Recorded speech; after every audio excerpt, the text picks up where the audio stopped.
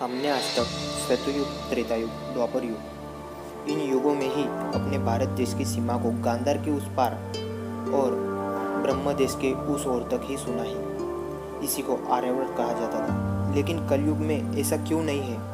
ऐसा प्रश्न हर सबके मन में आता है। तो सच ये द्वापर युग में होने वाली महाभारत जैसी घटना के कारण, घनघोर युद्ध होने के कारण आर्यावर्त में सब शासक की युद्ध में मृत्यु हो गई थी और पूरे आर्यावर्त पर एक छत्र धर्मराज युधिष्ठिर यानी हस्तिनापुर का राज था।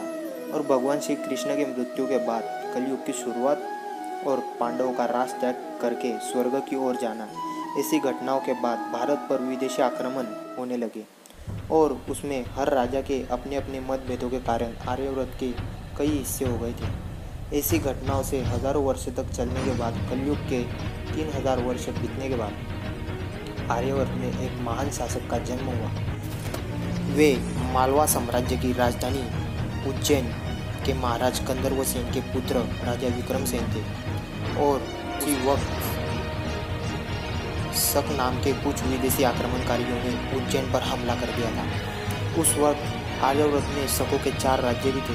उस हमले में इतनी ताकत होने के कारण शकों से गंधर्व सेन राज्य हार गए।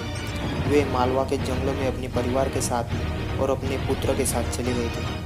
तब राजा विक्रमादित्य उम्र में छोटे थे।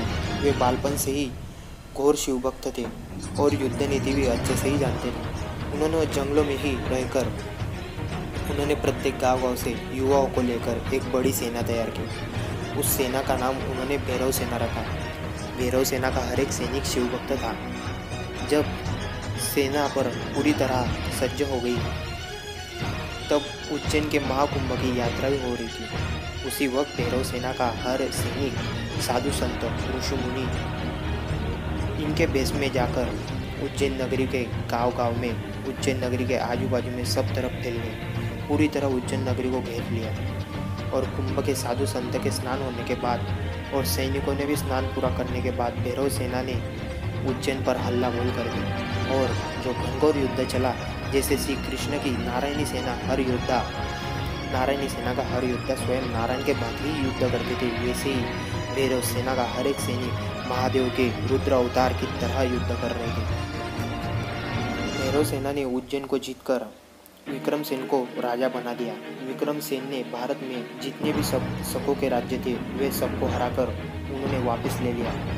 विक्रमसेन की ऐसी युद्ध नीति को देखकर आर्यावर्त के सारे हिंदू राजाओं ने विक्रमसेन को चक्रवर्ती सम्राट घोषित करके सब राज्य संपूर्ण आर्यावर्त का एक ही राजा विक्रमसेन को बना दिया गया। तब से विक्रमसेन को विक्रमादित्य की उपाधि प्राप्त हो गई। तब से वे चक्रवर्ती सम्राट राजा विक्रमादित्य कहे गए।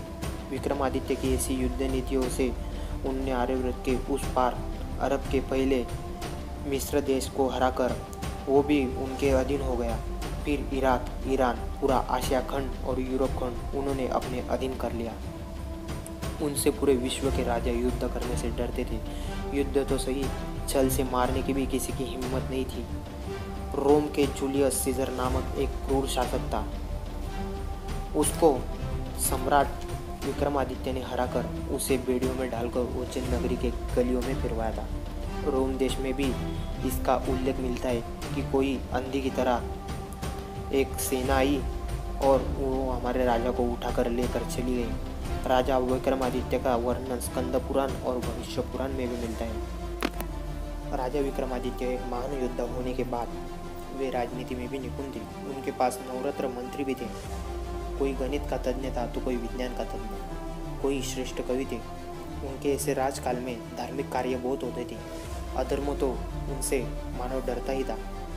पूरे साम्राज्य में कोई गुंडा भी होता नहीं था, उनसे सब डरते। राजा विक्रमादित्य के राजकाल को राम राज्य की कालना से भी तुलना की जाती है। इतना समृद्ध था उज्जैन और पूरे भारतवर्ष तो सोने की चिड़िया के नाम से भी इन्हीं के काल से ही जाना जाता है। राजा विक्रमादित्य के राजकाल में हर एक के पास पर्याप्त धन, धान्य, समृद्धि नाती थी। स्वयं महाकाल के आशीर्वाद की वजह से सम्राट राजा विक्रमादित्य ने 100 वर्ष तक आर्यावर्त की सीमाएं बढ़ाई रखी। विक्रमादित्य का एक उपाधि है। विक्रमादित्य एक शब्द है। विक्रमादित्य शब्द का अर्थ देवता रूपी होता है। हमारे धर्म अनुसार शास्त्र में 64 योगिनियाँ हैं। उसमें से राजा विक्रमादित्य को 32 योगिनियाँ सिद्ध थी।